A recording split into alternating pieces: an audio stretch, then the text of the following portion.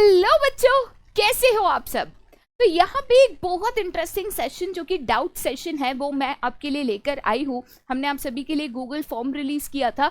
आपको कहा था कि भाई बेझिझक जो डाउट्स है वो हमसे पूछिए, हम ज़रूर इसका जवाब देंगे। बट यहाँ पे देखा जाए तो डाउट्स की संख्या बहुत ही कम आई। अब यहाँ पे खुशी मनाओ कि भाई सबको सब कुछ समझ में आ गया, या ऐसा है कि भाई आपके एग्जाम्स खत्म हो गए तो अभी जो हो गया मैम, अभी कुछ पढ़ना नहीं है, वो वाली सिचुएशन हो सकती है शायद। ठीक है, तो यहाँ पे अगर डाउट सेशन की बात करें, क्लास 11th में बहुत सारे 12th के बच्चों ने भी डाउट्स डाला था। तो भाई आपको थोड़ा सा सब्र रखना पड़ेगा, जब भी 12th का डाउट सॉल्विंग सेशन होगा तभी आपके क्वेश्चंस को यहाँ पे आंसर किया जाएगा। फिलहाल 11th के जो भी डाउट्स है, जो भी टॉपिक्स के डाउट्स है, कुछ सब्जेक्टिव थे, कुछ लॉजिकल चीज़ों को लेकर थे, कुछ कंसेप्चुअल थे, यहाँ पे ये सारी डाउट्स को आंसर किया जाएगा। कुछ बच्चों को कॉमन इश्यूज आ रहे थे, जैसे हम पॉइंट्स को कैसे याद रखें, लॉन्ग आंसर्स या ब्रीफ को कैसे लर्न करें, कैसे इतनी सारी चीजें हैं जो मेमोराइज करें, ये डाउट्स को भी यहाँ पे बिल्कुल, या ये प्रॉब्लम्स को यहाँ पे बिल्कुल सॉल्व किया जाएगा। तो यहाँ पे अगर मैं सबसे पहले डाउट की बात करूँ, ठीक है, तो सबसे पहला डाउट जो है हमें शुभी ने पूछा है। शुभी का सवाल है कि मैम फैक्टरिंग और कमर्शियल पेपर बेसिकली क्या होता है। तो ये जो है आपका chapter number 8 sources of business finance जो है उसका सवाल है फैक्टरिंग एंड कमर्शियल पेपर। सबसे पहले अगर मैं फैक्टरिंग की बात करूं तो फैक्टरिंग एग्जैक्टली क्या होता है। फैक्टरिंग एक तरीके की एक फाइनेंशियल सर्विस है। अब देखिए, सर्विसेज बेसिकली क्या होता है, तो आपका काम कोई और करता है या आपको कोई एक एक्सपर्टाइज सर्विस देता है।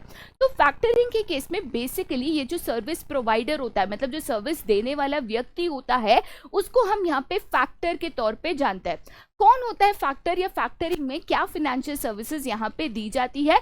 बहुत ही कॉमन सर्विसेज होती है यहाँ पे, जैसे कि पहली सर्विस, ठीक है, जैसे कि अगर पहली सर्विस की बात करें तो पहली सर्विस है यहाँ पे discounting of bills and collecting of debt on behalf of client. अब देखिए, इसमें डिस्काउंटिंग ऑफ बिल्स या कलेक्टिंग ऑफ डेट मतलब क्या होता है। जैसे फॉर एग्जांपल मान के चलिए मैंने कोई क्रेडिट सेल्स किया है, मैंने क्या किया है, क्रेडिट सेल्स, मतलब उधारी पे कोई एक व्यक्ति को सामान बेचा है।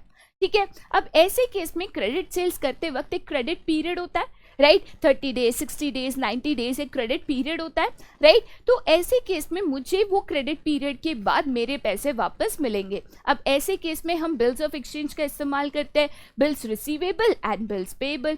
तो यहाँ पे मैं उस व्यक्ति पे जो भी अमाउंट ऑफ गुड्स है, लेटर से मैंने 10 लाख रुपए के गुड्स क्रेडिट पे बेचे, तो 10 लाख रुपए का बिल ड्रॉ करूंगी जो मेरे लिए बिल्स रिसीवेबल है, कि भाई 60 दिन बाद या 90 दिन बाद सामने वाले व्यक्ति से मुझे 10 लाख रुपए लेने हैं। अब ऐसे केस में अगर मैं चाहती हूँ कि कौन ये झंझट करेगा, जाएगा, पैसा मांगेगा, रुकेगा, वो बोलेगा कल आना, परसों आना, सर ये हो गया, वो हो गया, रिस्क इन्वॉल्व है, मैं ये झंझट में नहीं पड़ना चाहती हूँ।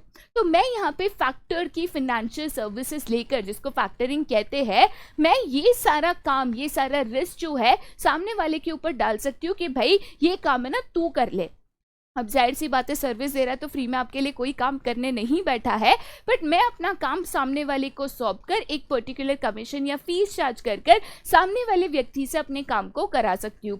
सिमिलरली मान के चलिए कि मैंने किसी को उधारी पे पैसा दिया है। डेट मतलब क्या, कि उधारी पे आपने किसी को पैसा दिया है। अब बहुत सारे लोग मार्केट में काम करते हैं जिनके पास सरप्लस पैसा होता है, वो दूसरे जो वेंडर्स होते हैं या बिजनेसमैन होते हैं, फर्म्स होती है, उनको यहाँ पे क्रेडिट या उधारी पे पैसा देते हैं। अब फिर आती है बात वसूली भाई बनने की, ठीक है, पैसा दे तो दिया, अब उसको वसूल करने जाओ। अब ऐसे केस में भी बहुत झिकझिक होती है, कभी बाहर नहीं होते, कोई टाइम से पे कर देता है। तो यहाँ पे अगर ये भी काम आप किसी और से करवाना चाहो कि भाई आप एक क्लाइंट लिस्ट दे दो, आपने किसको कितने पैसे कब दिए, किसको कब लौटाने हैं, वो आपके बिहाफ पे जाके ये मनी कलेक्शन का काम, जो डेट कलेक्शन का काम है, वो भी ये फैक्टर सर्विसेज में आता है, राइट। उसके अलावा जो सेकंड सर्विसेज यहाँ पे फैक्टर्स देते हैं, that is providing information about the credit worthiness of the client. मतलब क्या, कि मान के चलो कोई व्यक्ति आपके पास आता है कि उसको यहाँ पे उधारी पे पैसा चाहिए, अच्छा खासा इंटरेस्ट भी देने तैयार है, बट अब सवाल ये है कि किसको देना और किसको नहीं देना। अब मार्केट में या आपके आजू बाजू जो भी बिजनेसेस है, आप सबको तो नहीं जानते। अब उधारी में पैसे देने में सबसे बड़ा रिस्क होता है लॉस, ठीक है, कि सामने वाला नहीं पैसे रिटर्न कर रहा है, रिकवर नहीं कर पा रहे, उसके पास पैसा नहीं है, वो बैंकक्रप्ट है, हमेशा ऐसे ही करता है, तो ये आपको कैसे पता चलेगा? तो जो फैक्टर्स होते हैं उनका काम होता है कि मार्केट में जितने भी लोग हैं उनकी बहुत सारी जो इन्फॉर्मेशन होती है वो कलेक्ट करना। तो उनके पास बहुत सारे लोगों की जो पास्ट इन्फॉर्मेशन है, जो पास्ट उन्होंने डेट लिया था, क्रेडिट लिया था, पे किया नहीं किया, कौन डिफॉल्टर लिस्ट में है, कौन पैसा समय से देता है, कौन नहीं देता है, ये इन्फॉर्मेशन भी इनके पास अवेलेबल होती है।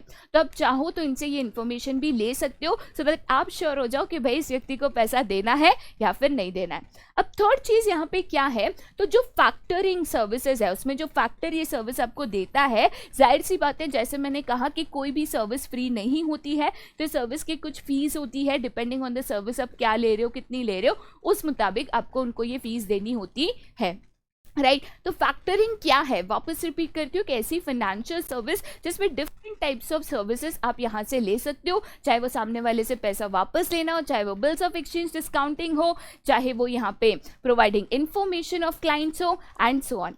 ठीक है, अब सेकंड क्वेश्चन यहाँ पे जो शुभी है उन्होंने पूछा था कि मैम कमर्शियल पेपर क्या होता है। अब देखिए बेटा, जब भी मैं रेजिंग फाइनेंस की बात करती हूँ, ठीक है, तो रेजिंग फाइनेंस में अगर मान के चलो आपको शॉर्ट टर्म फाइनेंस चाहिए, शॉर्ट टर्म फाइनेंस मतलब क्या, तो शॉर्ट टर्म फाइनेंस का मतलब होता है अप टू मैक्सिमम 1 ईयर। ठीक है, मतलब मैक्सिमम आपको 1 साल के लिए या 1 साल से कम समय के लिए अगर आपको पैसा चाहिए तो आप term sources of raising finance use कर सकते हो, जिसमें 1 साल के अंदर आपको ये पैसा लौटाना होता है। ठीक है, तो जो कमर्शियल पेपर है वो एक तरीके से एक ऐसा इंस्ट्रूमेंट है जिससे एक बिजनेस फर्म एक तरीके से लेस देन 1 ईयर के लिए यहाँ पे पैसा रेज कर सकती है। एग्जैक्टली कमर्शियल पेपर क्या है, तो एक ऐसी अनसिक्योर्ड प्रोमिसरी नोट।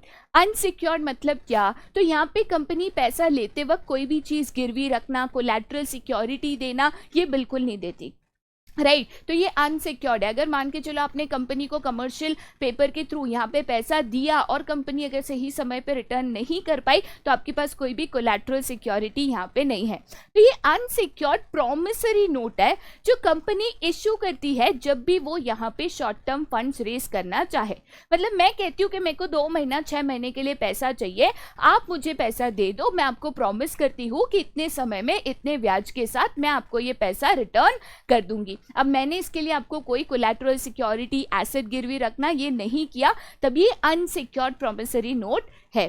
ठीक है, अब यहाँ पे कमर्शियल पेपर के द्वारा आप 90 डेज से लेके 364 डेज तक यहाँ पे पैसा रेज कर सकते हो। मतलब 1 साल से कम हुआ, देखो 364 डेज। ठीक है, तो मैक्सिमम पीरियड हमेशा याद रखना शॉर्ट टर्म सिक्योरिटी में 1 ईयर होगा। तो कमर्शियल पेपर इशू करके आप 90 डेज से 364 डेज तक आप पैसा यहाँ पे रेज कर सकते हो। कमर्शियल पेपर के द्वारा शॉर्ट टर्म के लिए अगर कंपनी को बल्क में या ज्यादा अमाउंट में फंड्स की जरूरत है तो कमर्शियल पेपर के द्वारा यहाँ पे कर सकती है। इन कमर्शियल पेपर्स में कौन इन्वेस्ट करता है या शॉर्ट टर्म के लिए अनसिक्योर्ड प्रोमिसरी नोट या कमर्शियल पेपर के द्वारा कौन ये फर्म्स या बिजनेसेस को लोन या पैसे देता है, तो उसमें बैंक से लेके बाकी बिजनेसेस से लेके इंश्योरेंस फर्म से लेकर ऐसे बड़े बड़े कंपनीज, फर्म्स, बैंक्स जिनके पास उतना सरप्लस अमाउंट अवेलेबल होता है वो ये अनसिक्योर्ड प्रोमिसरी नोट के बदले बिजनेसेस को कमर्शियल पेपर के द्वारा यहाँ पे फंड्स देने तैयार होते हैं। ठीक है, चलिए अब आगे जाते हैं नेक्स्ट क्वेश्चन पे, जो कि हर्ष गर्ग और हैप्पी अग्रवाल ने पूछा था।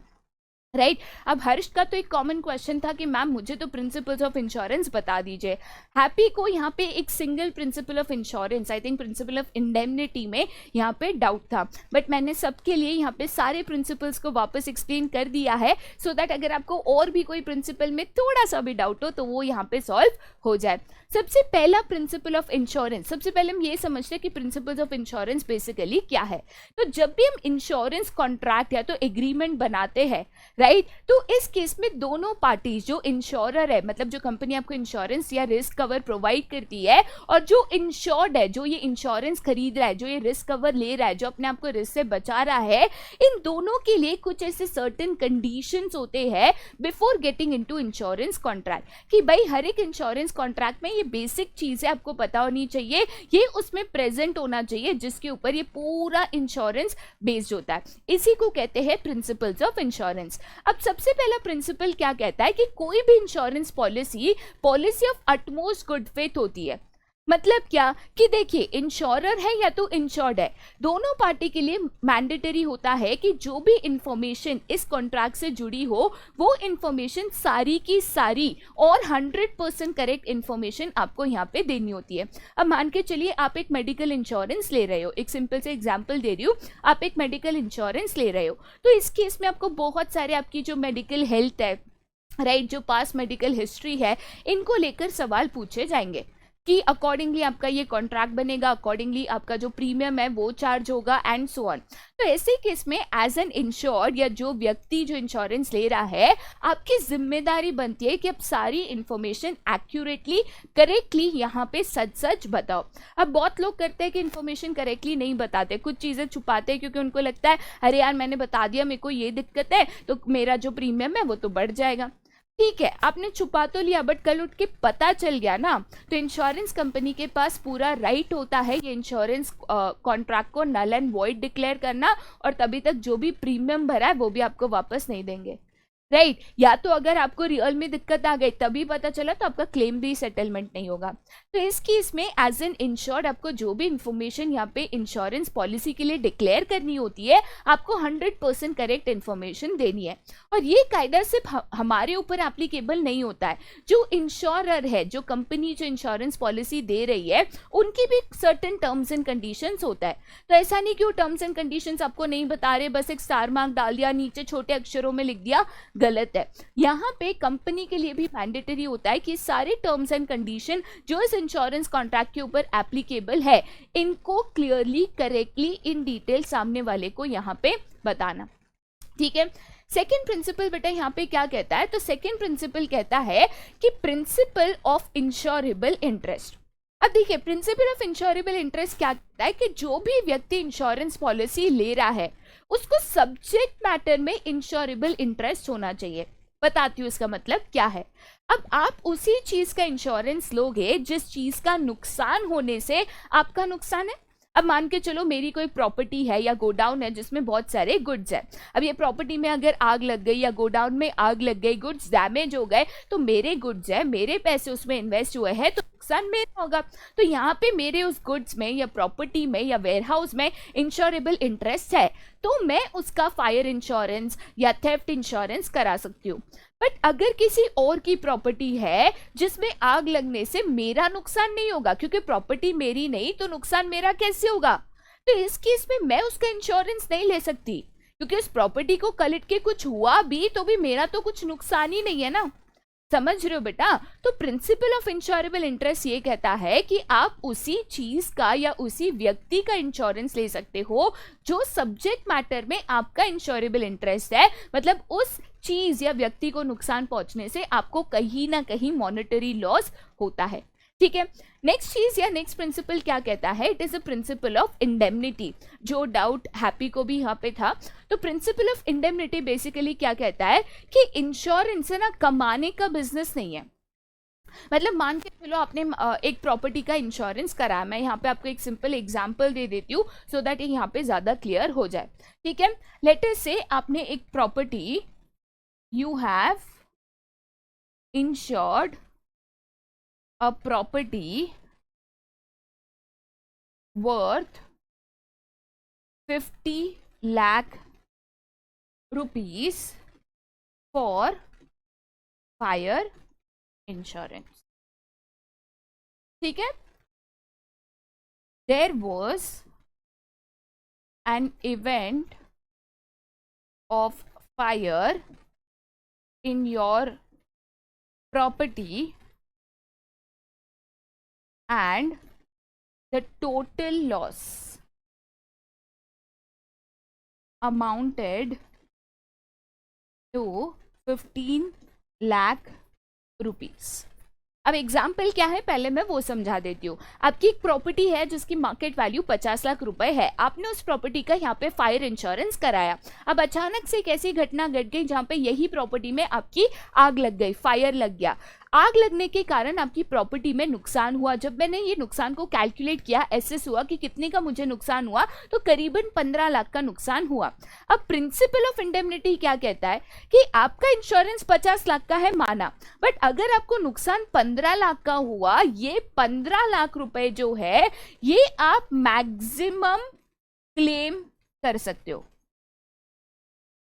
ठीक है, मैं कह सकती हूँ कि भाई मुझे 15 लाख का नुकसान हुआ तो 15 लाख की भरपाई करके दो। इंश्योरेंस का काम होता है कि नुकसान होने के पहले आप जो भी फाइनेंशियल पोजीशन पे थे उस पे आपको वापस लेके जाना, कि भाई आपकी प्रॉपर्टी की वैल्यू 50 लाख की थी तो वापस 50 लाख पे लेके जाना, उसको 60 करके नहीं देना। आप कहते हो कि अरे 15 लाख नुकसान हुआ तो क्या हुआ, मेरी तो इंश्योरेंस 50 लाख की है ना, तो आप एक काम करो मेरे को तो 50 के 50 दे दो। ऐसा नहीं होता है, क्योंकि ये तो ऐसे हो गया नुकसान 15 लाख का, लिया 50 लाख, तो 35 लाख का तो प्रॉफिट हो गया। इंश्योरेंस प्रॉफिट के लिए, बेनिफिट के लिए, इनकम के लिए नहीं होता है, ये चीज को समझो। इंश्योरेंस का एक ही काम होता है कि in the case of loss उस व्यक्ति को, जो इंश्योर्ड है, उस व्यक्ति को ओरिजिनल फाइनेंशियल पोजीशन पे लेके जाना जो इवेंट ऑफ लॉस के पहले वो था, प्रॉफिट के लिए नहीं। ठीक है, चलिए आगे जाते हैं नेक्स्ट प्रिंसिपल पे। अब नेक्स्ट प्रिंसिपल यहाँ पे क्या कहता है, that is a principle of contribution.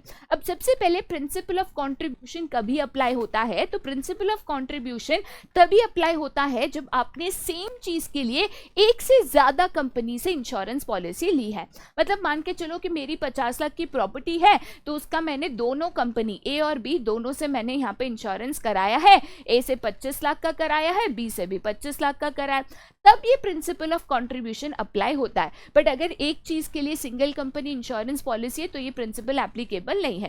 Principle of contribution क्या कहता है कि अगर आपने सेम सब्जेक्ट मैटर के लिए मल्टीपल इंश्योरेंस पॉलिसीज ली है, तो इस केस में in the event of loss, मतलब वो प्रॉपर्टी या उस सब्जेक्ट मैटर को अगर कुछ हुआ, तो लॉस के चक्कर में जो जो कंपनी से आपने इंश्योरेंस लिया है सभी को इस लॉस में कॉन्ट्रीब्यूट है प्रपोर्शन में कि किससे आपने कितना यहाँ पे इंश्योरेंस लिया। ठीक है, ऐसा नहीं है कि भाई आपने 4 कंपनी से इंश्योरेंस लेके रखा है और क्लेम एक ही कंपनी से कर रहे हो, पूरी भरपाई एक ही कंपनी कर रही है, ऐसा नहीं होता है।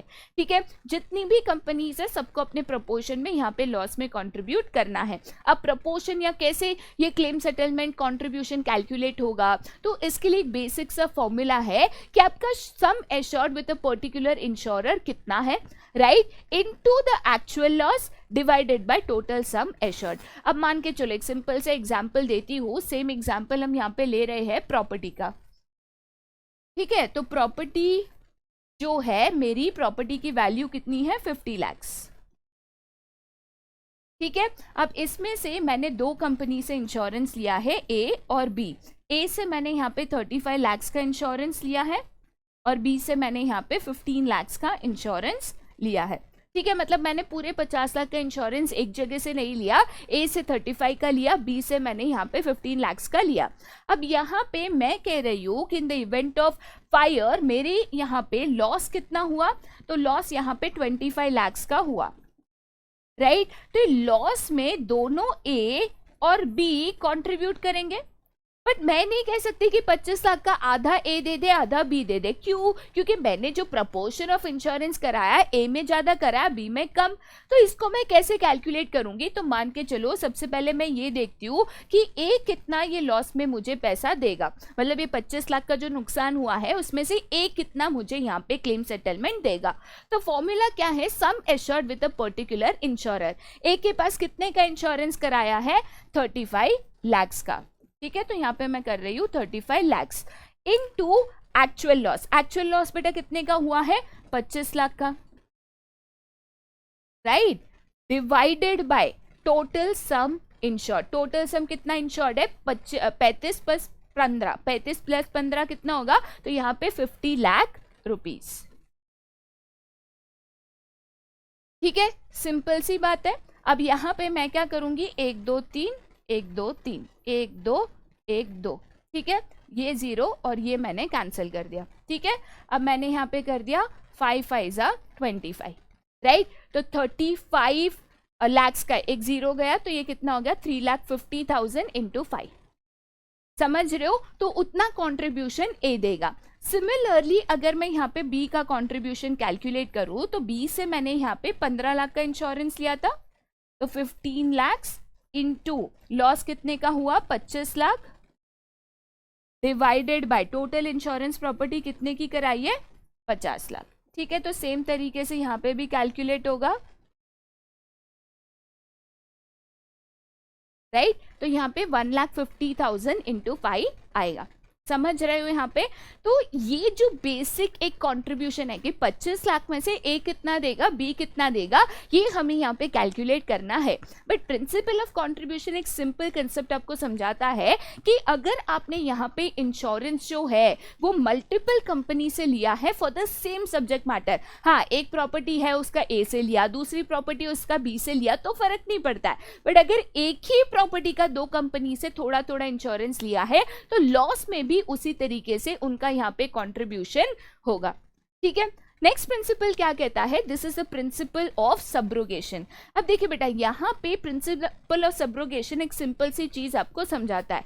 कोई भी अगर प्रॉपर्टी का लॉस हुआ या डैमेज हुआ, मैंने मतलब इंश्योरेंस कंपनी ने आपको उसकी भरपाई दे दी, पैसा दे दिया, तो अब ये जो चीज है वो किसकी हो गई, इंश्योरेंस कंपनी की। एग्जाम्पल देती हूँ, मान के चलिए आपने यहाँ पे एक गाड़ी ली, ठीक है, 4 व्हीलर कार ली। अब कुछ ही महीनों बाद आपने इस गाड़ी का इंश्योरेंस कराया। शुरू में तो भाई सब इंश्योरेंस कराते हैं, ठीक है, आपने बढ़िया सा उसको इंश्योरेंस कराया, थेफ्ट इंश्योरेंस, मेंटेनेंस, डैमेज, सब कुछ आपने करा के रखा है।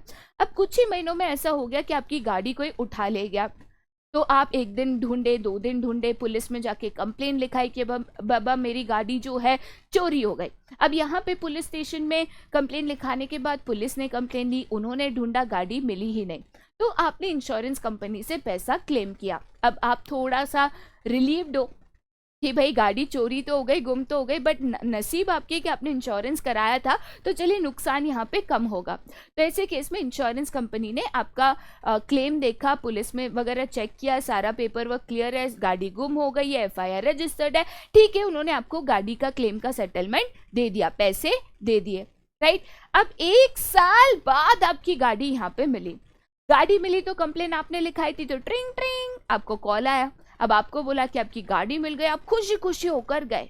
अब ये गाड़ी क्या आपकी है, सवाल ही नहीं है, क्योंकि उस गाड़ी के पैसे तो आपको मिल गए ना, बराबर है। अब आप पैसे भी रख लो, गाड़ी भी रख लो, तो वापस ही प्रॉफिट हो गया। प्रिंसिपल ऑफ इंडेमनिटी यहाँ पे कहाँ गया, समझ रहे हो। तो प्रिंसिपल ऑफ सब्रोगेशन एक सिंपल सी चीज कहता है कि अगर कोई भी प्रॉपर्टी की भरपाई, उसका डैमेज को मिल गया, तो उस प्रॉपर्टी की ओनरशिप फिर इंश्योरेंस कंपनी को पास ऑन हो जाती है, उसको याद रखना, ठीक है। नेक्स्ट चीज यहाँ पे क्या है, that is principle of कॉजा Proxima. अब प्रिंसिपल ऑफ कॉजा प्रॉक्सिमा यहाँ पे क्या कहता है कि आपने कोई चीज का अगर फायर इंश्योरेंस कराया है और वो चीज का नुकसान हुआ पानी के कारण, इंश्योरेंस क्लेम नहीं कर सकते।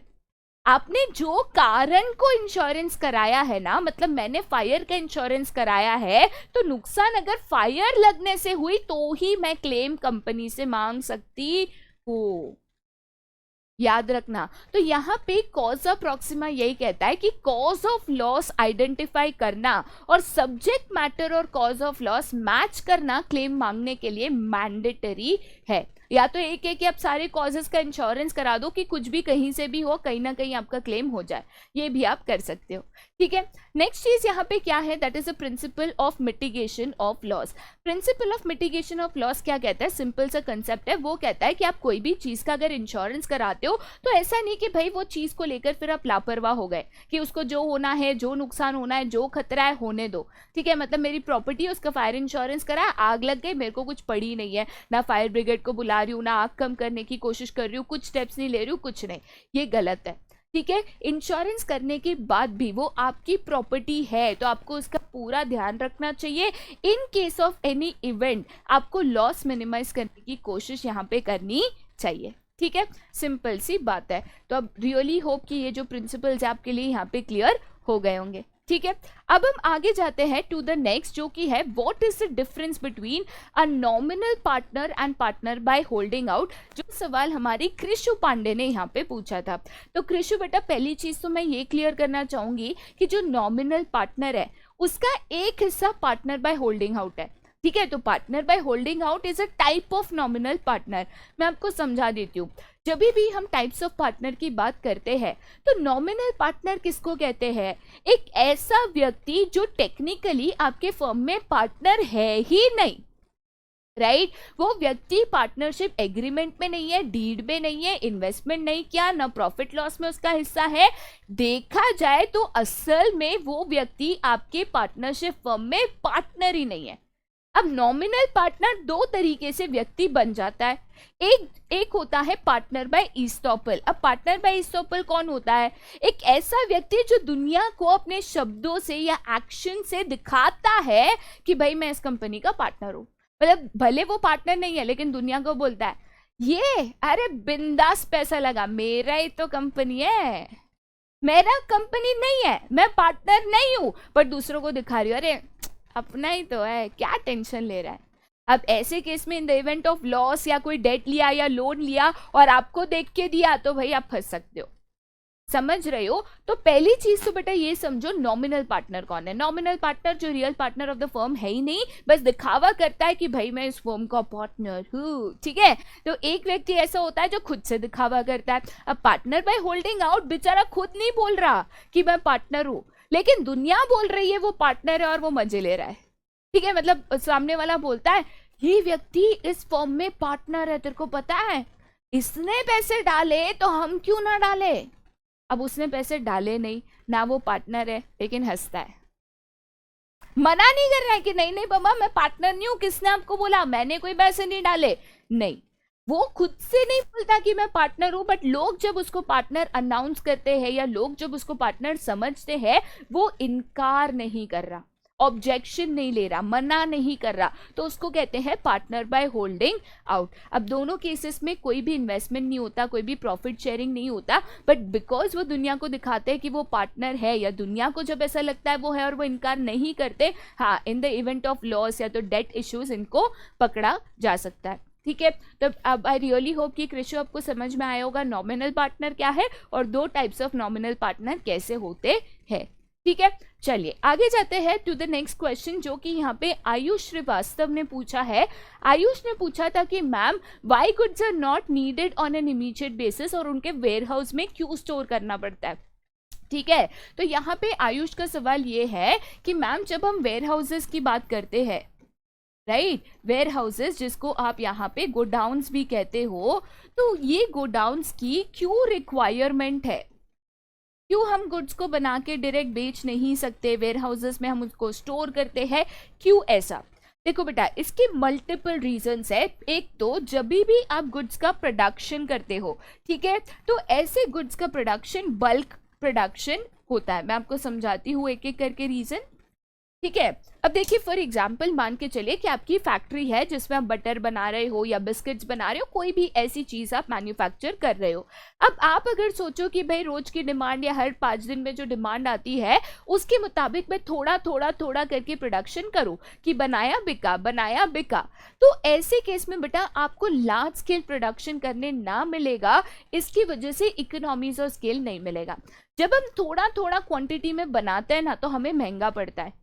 ठीक है, इसीलिए हम जब होलसेल की दुकान में जाते हैं या मैन्युफैक्चरर के पास जाते हैं चीज सस्ती मिलती है, बट वहीं आप जो दुकान में रोज बनता है बिकता है खरीदोगे ना तो आपको महंगा पड़ेगा। बल्क में प्रोडक्शन करने से जो कॉस्ट होता है प्रोडक्ट का वो कम हो जाता है। तो हर फैक्ट्री का मैन्युफैक्चर प्रोड्यूसर सोचता है ना कि बल्क में बनाए तो सस्ता पड़ेगा, सस्ता बेचेंगे तो बिकेगा भी और प्रॉफिट भी आएगा। अब महंगा बेचोगे तो डिमांड कम हो जाएगी। तो पहला तो कारण ये है कि बल्क में बनाना जरूरी है, तभी सस्ता पड़ेगा, तभी इकोनॉमीज ऑफ स्केल मिलेगा। अब बल्क में बना तो दिया, बिकेगा थोड़ा थोड़ा थोड़ा करके, तो जब तक बिकता नहीं है सेफली आपको स्टोर करना होगा, तो वेयर हाउस की जरूरत है। अब दूसरा यहाँ पे कारण क्या हो सकता है कि बहुत सारे जो प्रोडक्ट्स होते हैं वो सीजनल प्रोडक्ट्स होते हैं, ठीक है, लेकिन इनकी जो डिमांड है वो 12 मंथ्स होती है। अगर मैं आपको एक एग्जाम्पल यहाँ पे दे दूँ तो एग्जाम्पल ले लो गेहूं का, दैट इज वीट। अब वीट या गेहूं बेटा 12 महीना तो ग्रो नहीं होता है, राइट। एग्रीकल्चरल सीजन्स होती है राबी एंड खारिफ, जब भी एग्रीकल्चरल प्रोडक्ट्स ग्रो होता है। लेकिन आप अगर वीट का कंजम्पशन देखो कि अपने घर में जो गेहूं का इस्तेमाल है जिससे रोटी वगैरह बनती है, इस्तेमाल 12 महीने होता है। अब ऐसे केस में सारे लोग एक साथ साल भर का तो सामान नहीं खरीदते, जब खत्म होगा कुछ दिन पहले ऑर्डर करते हैं, खरीदते हैं, वापस थोड़ा खरीदा, वापस थोड़ा खरीदा। लेकिन मैंने तो गेहूं से सीजन में ग्रो करा, अब ग्रो करने के बाद डिमांड तो साल भर थोड़ी थोड़ी आएगी, तब तक कहाँ पे स्टोर करूं? तो वेयर हाउस में स्टोर करना पड़ता है। तो बेटा ऐसे बहुत सारे रीजन जहाँ पे आपको इकोनॉमीज ऑफ स्केल चाहिए, जहाँ पे सीजनल प्रोडक्ट्स की बात आती है, राइट, जहाँ पे वन टाइम प्रोडक्शन की बात आती है, तो ऐसे केस में हमें वेयर हाउसेस की ज़रूरत पड़ती है। हमें बल्क में बनाना ज़रूरी है, राइट, लेकिन बल्क में बिकेगा नहीं, तो इसके लिए वेयर हाउसेस लगेंगे। आप थोड़ा बनाने जाओगे तो प्रोडक्ट इतना महंगा बनेगा कि आपको बेचने में यहाँ पे दिक्कत आएगी, और सीजनल प्रोडक्ट का तो सवाल है ही है। ठीक है, चलिए आगे जाते हैं नेक्स्ट पे। ये क्वेश्चन अंश बंसल ने पूछा है। अंश बंसल को यहाँ पे इंपोर्ट एक्सपोर्ट प्रोसीजर की कुछ इंपॉर्टेंट टर्म्स है वो जानने थे, तो चैप्टर के एंड में 3 इंपॉर्टेंट टर्म्स यहाँ पे आपको दिए गए थे, FOB, राइट, उसके अलावा जो कॉस्ट एंड फ्रेट है, एंड उसके अलावा कॉस्ट इंश्योरेंस एंड फ्रेट है। Basically FOB, cost and freight, cost insurance and freight actually होता क्या है? देखो बेटा, जब भी इंपोर्ट एक्सपोर्ट होता है, राइट, तो इसमें इंपोर्टर और एक्सपोर्टर के बीच में कुछ कंडीशंस होती है जो तय होती है। जैसे फॉर एग्जांपल मान के चलो मैंने गुड्स को बनाया, गुड्स को मैंने शिप में लोड करा, अब शिप गुड्स लेकर निकल गई, लेकिन ये शिपिंग का चार्जेस कौन देगा? इंपोर्टर देगा या एक्सपोर्टर देगा? अब मान के चलिए शिप में जब गुड्स जा रहे थे, वोएज के दौरान, मतलब गुड्स जब शिप में है, पानी में है, समुंदर में है, तभी गुड्स को कुछ हो गया, तो इसकी भरपाई कौन करेगा? इंपोर्टर करेगा या एक्सपोर्टर करेगा? तो ये कुछ कॉमन टर्म्स एंड कंडीशंस होते हैं जो इंपोर्टर और एक्सपोर्टर के बीच में तय होता है कि कब किसका रिस्क है, कब किसका खर्चा है, कब भरपाई कौन करेगा। तो इसको 3 पार्ट्स में या 3 तरीके से बनाया जाता है। सबसे पहले होता है आपका FOB, that is free on board. Free on board basically क्या कहता है? जहाँ पे इंपोर्टर कहता है कि देखो गुड्स बन के शिप में लोड होने तक जिम्मेदारी मेरी, राइट, तब तक गुड्स को कुछ भी नुकसान हुआ, कुछ भी टूटा फूटा, कोई भी खर्चा देना पड़ा, वो जिम्मेदारी मेरी, मैं वो खर्चे दूंगा, मैं वो कॉस्ट और रिस्क को बेयर करूंगा। बट एक बार गुड्स शिप में लोड हो गए, उसके बाद जो भी खर्चा, जो भी चार्जेस, जो भी फ्रेट चार्जेस, इंश्योरेंस चार्जेस देने हैं, वो इंपोर्टर यहाँ पे देगा। समझ रहे हो? तो फ्री ऑन बोर्ड क्या कहता है कि एज एन एक्सपोर्टर जो गुड्स को बना रहा है और दूसरे देश भेज रहा है, गुड्स को शिप में लोड होने तक मैं जिम्मेदारी और सारे खर्चे उठाऊंगा। शिप्स में गुड लोड होने के बाद बाकी सारा खर्चा, कॉस्ट, रिस्क सब इंपोर्टर का हो जाएगा। ठीक है, उसके बाद जो सेकंड आता है that is cost and freight. अब कॉस्ट एंड फ्रेट यहाँ पे क्या कहता है कि एक्सपोर्टर कह रहा है कि गुड्स इंपोर्टर की कंट्री के पोर्ट में पहुंचने तक, मतलब मैंने गुड्स को शिप पे लोड किया, शिप यहाँ पे वोएज करके सामने वाले की कंट्री में जाएगी, उसके पोर्ट पे पहुंचेगी, मतलब फाइनल डेस्टिनेशन पे पहुंचेगी। तो डेस्टिनेशन जहां पे गुड्स पहुंचने हैं, इंपोर्टर की कंट्री के पोर्ट पे जहां पे गुड्स पहुंचने हैं, वहां पे पहुंचने तक सारा खर्चा, सारा रिस्क, सारा कॉस्ट और फ्रेट एक्सपोर्टर उठाएगा। एक बार गुड्स आपके पोर्ट पे आ गए, उसके बाद जो भी रिस्क है, जो भी कॉस्ट है, इंपोर्टर का। अब इसी में अगर मैं मराइन इंश्योरेंस पॉलिसी ऐड कर देती हूँ, जहां पे एक्सपोर्टर को कॉस्ट और फ्रेट तो सामने वाले के पोर्ट तक पहुंचाने के वक्त उठाना ही है, बट साथ ही साथ एज एन एक्सपोर्टर उसको अपने गुड्स के लिए यहाँ पे मराइन इंश्योरेंस पॉलिसी भी परचेस करनी है। ठीक है, जाहिर सी बात है इंश्योरेंस पॉलिसी बहुत इंपॉर्टेंट होती है, right, because during the voyage, मतलब शिप्स में गुड जब जा रहे हैं, पेरिल्स ऑफ सी के कारण ये डैमेज हो सकता है, लॉस हो सकता है, तो इसके लिए इंश्योरेंस यहाँ पे बहुत ज़रूरी है। तो इसमें अगर मैं इंश्योरेंस पॉलिसी ऐड कर देती हूँ तो बन जाता है कॉस्ट, इंश्योरेंस एंड फ्रेट। ठीक है, तो यहाँ पे 3 कंडीशंस होते हैं, डिपेंड करता है कि इंपोर्टर और एक्सपोर्टर ने इन तीनों में से कौन से कंडीशन पे अग्री करा है। ठीक है, अब आते हैं आगे के क्वेश्चन पे जो कि मानव नागर ने यहाँ पे पूछा है। मानव के बहुत सारे कंफ्यूजिंग वाले क्वेश्चन है, डायरेक्ट ऐसे कोई टर्म पे नहीं था कि ये पॉइंट नहीं समझा या ये क्वेश्चन नहीं समझा, बहुत कंफ्यूजिंग क्वेश्चंस मानव के थे। तो इनमें से कुछ क्वेश्चंस है जो मैंने यहाँ पे आंसर करे हैं। अब सबसे पहले मानव का सवाल ये था कि मैम मैंने चैप्टर में पढ़ा था कि बिजनेस का कोई भी कोड ऑफ कंडक्ट नहीं होता, बट जब हम बिजनेस करते हैं तो एज अ बिजनेस हमें बहुत सारे जो एक्ट्स है वो फॉलो करने पड़ते हैं, जैसे कि पार्टनरशिप एक्ट है, कंपनीज एक्ट है एंड सो ऑन। तो हम क्यों ऐसे कहते हैं कि बिजनेस का कोई कोड ऑफ कंडक्ट नहीं होता? सबसे पहले तो मानव आपको ये समझना है कि जब भी हम एक्ट की बात करें, ठीक है, तो ये एक्ट क्या होता है, इसको अगर हम क्लियरली कहें तो दिस इज लीगल एक्ट। ये लीगल एक्ट कौन बनाता है बेटा? आपकी लीगल सिस्टम बनाती है।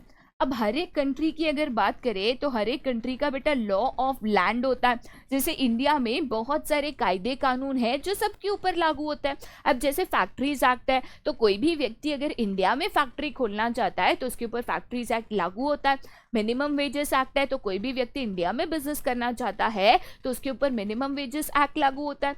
तो एक्ट की अगर बात करें तो एक्ट ऐसे कायदे कानून है जो आपकी ज्यूरिसडिक्शन, जो आपकी लीगल सिस्टम बना देती है, जो मैंडेटरी फॉर ऑल होता है और सारे बिजनेस को फॉलो करना होता है। बट एक्ट और कोड ऑफ कंडक्ट बेटा सेम नहीं है। ये अगर मैं वही कोड ऑफ कंडक्ट की बात करूं, राइट, तो कोड ऑफ कंडक्ट बेसिकली क्या होते हैं? कुछ स्टैंडर्ड्स,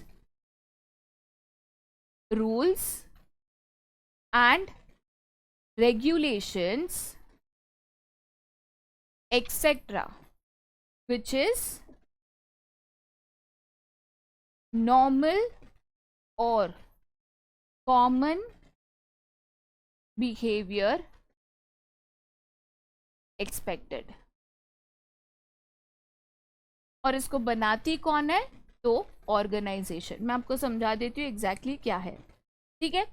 अब देखिए फॉर एग्जाम्पल यहाँ पे मैं अगर कोड ऑफ कंडक्ट की बात करूँ तो कोड ऑफ कंडक्ट क्या होता है? जैसे फॉर एग्जाम्पल कल उठ के आप एक कंपनी बनाते हो या एक बिजनेस फॉर्म करते हो, तो इस केस में आप कहते हो कि भाई मेरी कंपनी में कुछ चीजें हैं जो मैंडेटरी है। सबसे पहली चीज मैंडेटरी है कि हर एक एम्प्लॉय को आईडी कार्ड पहनना है। दूसरी चीज मैंडेटरी है कि मंडे से लेके फ्राइडे तक हर एक एम्प्लॉय को फॉर्मल कोड में आना है, ठीक है। तीसरी चीज किसी को भी यहाँ पे स्लीवलेस पहनना, टी शर्ट पहनना, शॉर्ट्स पहनना अलाउड नहीं है। चौथी चीज सैटरडे को आप कैजुअल पहन सकते हो, राइट। तो ये कुछ रूल्स एंड रेगुलेशंस है जो आपने अपनी कंपनी के लिए बनाए हैं, जिसको कहते हैं कोड ऑफ कंडक्ट। कि भाई मेरे कंपनी या मेरे इंस्टीट्यूट या मेरे ग्रुप में काम करने वाले या पढ़ने वाले या एम्प्लॉयज को ये बेसिक कायदे हैं, कोड ऑफ कंडक्ट है जो इस कंपनी में रहकर फॉलो करना है। अब जाहिर सी बात है कि ये चीज मेरी कंपनी पे भी लागू हो जरूरी नहीं है।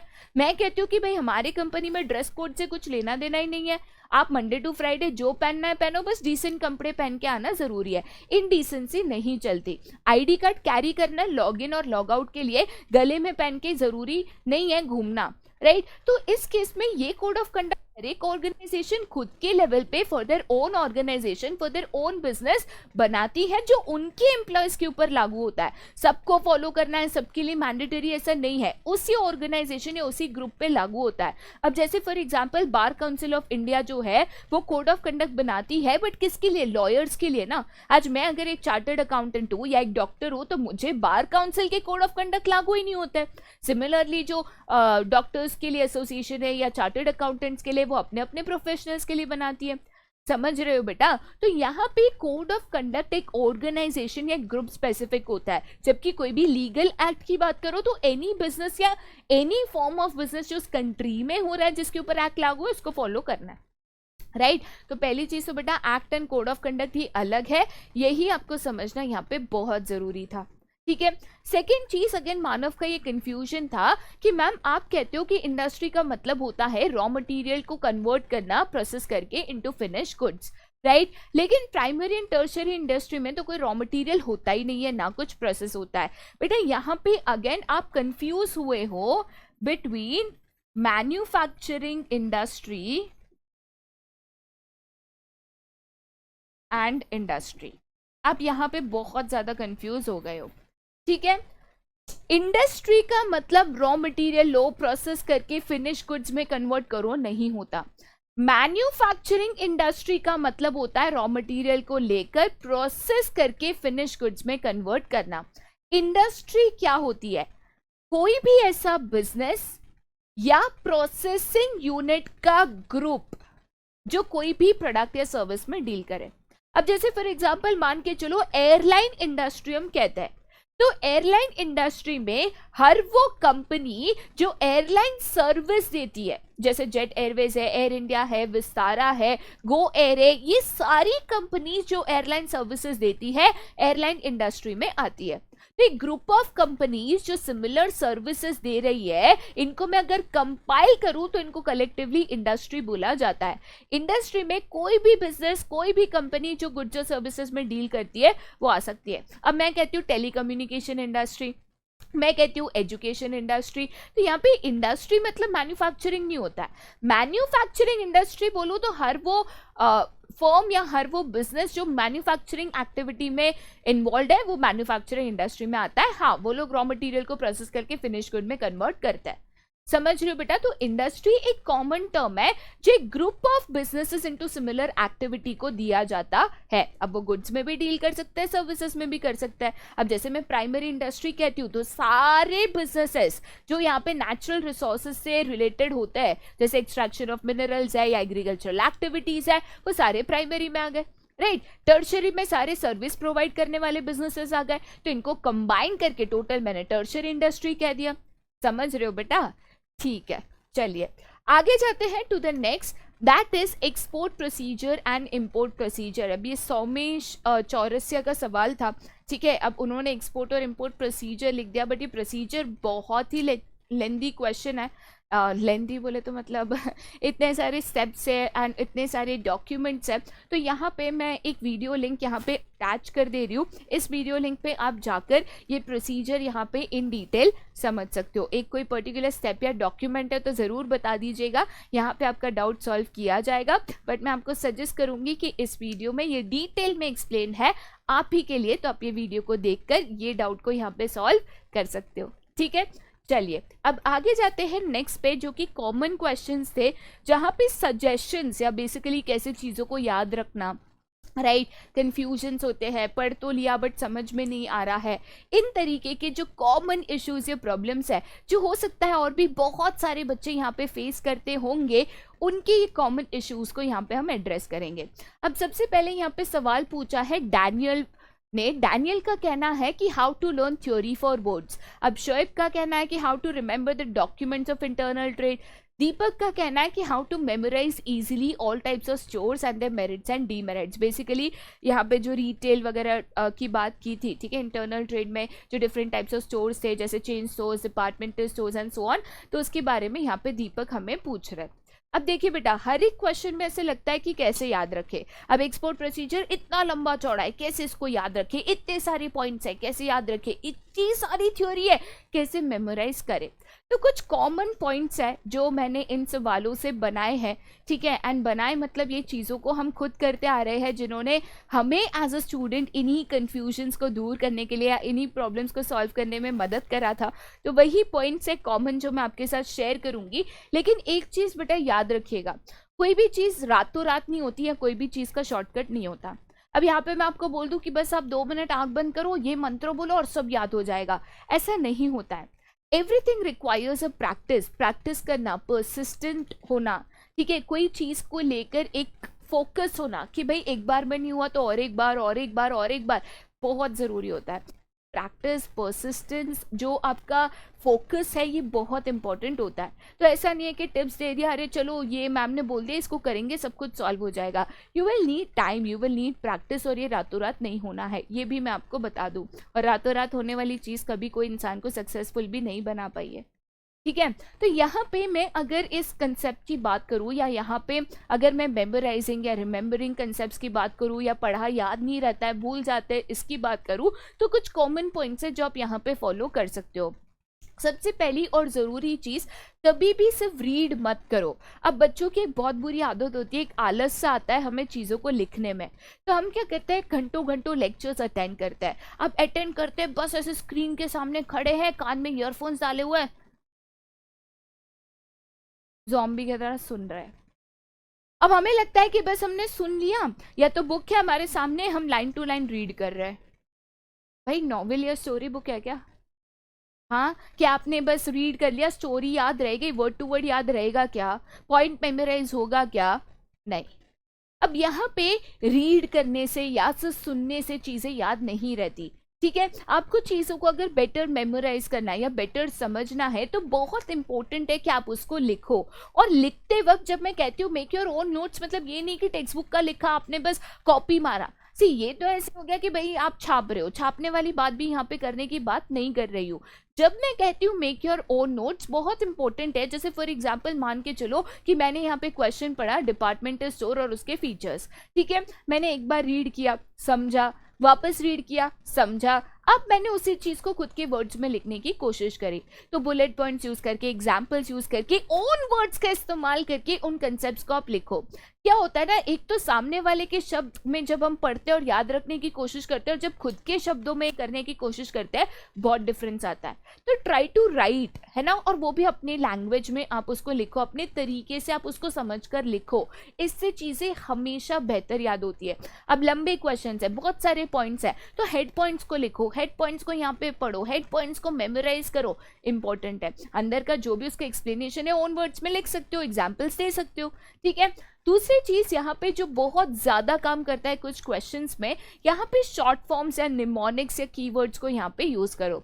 जैसे मैंने आपको बताया था कि मान के चलो मैन्युफैक्चरिंग इंडस्ट्री है तो 4 टाइप की है, तो यहाँ पे इसका शॉर्ट फॉर्म क्या बन गया? एसएप, जो हम व्हाट्सएप पे लिखते हैं ना, as soon as possible, ASAP. तो एसएप के तौर पे आप चारों याद रख सकते हो। ए फॉर एनालिटिकल, ठीक है, S for synthetic, right, A SAP, A for assembly, P for processing. तो यहाँ पे आपने चारों याद रखा। तो ऐसे कुछ क्वेश्चंस है। अब ऐसे मत करना कि जितने लॉन्ग आंसर्स है सभी के शॉर्ट फॉर्म बनाए, फिर मेरे को पूछोगे मैम शॉर्ट फॉर्म कैसे याद रखे।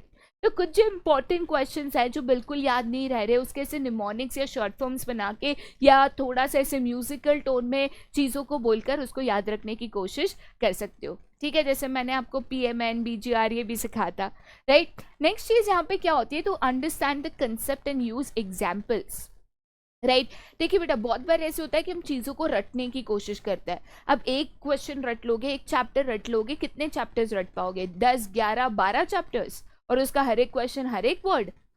पॉसिबल नहीं है। और कर भी लोगे, अगर पॉसिबल भी कर लोगे तो यूजफुल नहीं है, कुछ काम का नहीं है। तो ऐसे केस में बहुत इंपॉर्टेंट होता है कि आप रटने के पीछे उसको ना भागो, उसको आप पहले समझो। ठीक है, आप प्रैक्टिकल एग्जाम्पल से समझो। जैसे डिपार्टमेंटल स्टोर की बात करते हैं, तो कोई एक डिपार्टमेंटल स्टोर जो आप जा चुके हो उसका एग्जाम्पल लो, उसको पिक्चराइज करो, फिर उसके फीचर्स को पढ़ो, फिर उसको कंपेयर करो, तो बेटर याद रह जाएगा। सिमिलरली अगर मैं यहाँ पे आइटिनरेंट रिटेलर्स कहती हूँ या मैं पेडलर्स कहती हूँ, कैसे याद रखोगे? तो उसकी रियल लाइफ एग्जाम्पल्स लो, आपके एग्जाम्पल से उसको जोड़ो। बहुत सारे क्वेश्चंस पे पॉसिबल होता है, तो इसको करने की कोशिश करो, तब ये जाके ज़्यादा इजीली आप इन चीज़ों को यहाँ पे मेमोराइज कर पाओगे। ठीक है, एग्जाम्पल्स को इस्तेमाल करो। जैसे यहाँ पे कोई भी एक कंसेप्ट पढ़ रहे हो, ठीक है, तो उसके एग्जाम्पल्स को यूज़ करो। एग्जाम्पल्स जितना जल्दी समझोगे ना, वो कहते हैं ना एक स्टोरी लाइन के तौर पे एग्जाम्पल होता है, उसको आपने समझ लिया ना तो कंसेप्ट ज़्यादा आसानी से यहाँ पे समझ में आता है। जैसे प्रिंसिपल्स ऑफ इंश्योरेंस की बात करें, इसमें जितने एग्जाम्पल से समझोगे ना उतना ईजिली वो प्रिंसिपल आपको समझ में आ जाएगा। ठीक है, नेक्स्ट एंड द लास्ट चीज़ जो बहुत इंपॉर्टेंट होती है, रिवाइज रेगुलरली। अब क्या होता है ना, मैंने चैप्टर 1 को पढ़ लिया, चैप्टर 2 पे आई, 2 पढ़ लिया, 3 पे आई, तब तक चैप्टर 1 भूल गई। तो ऐसा मत करो, एक बार पढ़ा फिर 6 महीने तक उसको पढ़ना नहीं, ऐसा नहीं करना है। आप जब भी पढ़ते हो, एक दिन 2 दिन पढ़ा हुआ पहले 10 मिनट रिवाइज करो, फिर आगे का पढ़ो। मेरी हमेशा से एक आदत थी, ठीक है, मान के चलो मैंने आज यहाँ पे 6 क्वेश्चंस को पढ़े, राइट। 6 क्वेश्चंस पढ़ते वक्त मैं उसके शॉर्ट में नोट्स बनाऊंगी, जिसमें या तो बुलेट पॉइंट्स या तो सिर्फ हेड पॉइंट्स, इसके नोट्स यहाँ पे होंगे। नेक्स्ट दिन जब मैं 7th क्वेश्चन चालू करती हूँ, उसके पहले ये 6 क्वेश्चंस को पहले 10 से 15 मिनट में रिवाइज करूंगी, उसके बाद मैं 7th क्वेश्चन की शुरुआत करूंगी। फिर मैंने मान के चलो 7 to 20 पढ़ा, तो नेक्स्ट दिन 7 to 20 रिवाइज करूंगी, राइट। और एक हफ्ते में या 10 दिन में या 20 दिन में एक बार पूरा चैप्टर रिवाइज करूंगी।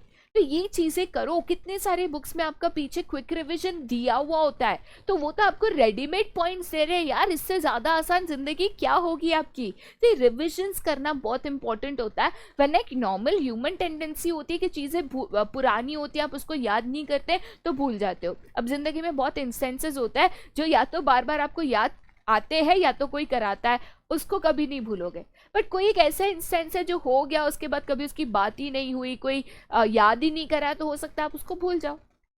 ठीक है, चलिए यहाँ पे आई रियली होप कि जो भी आपके कॉमन डाउट्स थे वो यहाँ पे आंसर किए गए थे।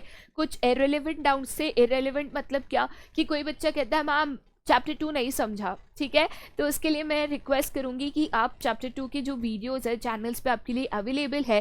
क्विक रिवीजन चाहते हो तो क्विक रिवीजन भी आपको यहाँ पे कराया गया था, ठीक है। तो ये चीज़ें आप यहाँ पे वन शॉट वीडियोस देख सकते हो, उससे ये चैप्टर्स आप समझ सकते हो। कोई एक पर्टिकुलर क्वेश्चन को लेकर या जो भी एक पर्टिकुलर टॉपिक को लेकर डाउट थे या कुछ कॉमन जो प्रॉब्लम्स थे वो मैंने यहाँ पे बिल्कुल आपको बता दिया है। उम्मीद रखती हूँ कि ये जो डाउट्स है मैं आपके बिल्कुल यहाँ पे सॉल्व कर पाई थी। दोबारा ऐसे सेशंस के साथ हम ज़रूर मिलते रहेंगे। तब तक आप जोरदार लगातार पढ़ाई करते रहिएगा। एग्जाम्स अगर आपके आ रहे हैं तो हम सभी की तरफ से आप सभी को ऑल द बेस्ट, और ये पूरी तैयारी करते रहिएगा, तैयारी में कोई कमी ना छोड़िएगा, ठीक है। तो अभी के लिए यहीं पे bye bye and have a nice day.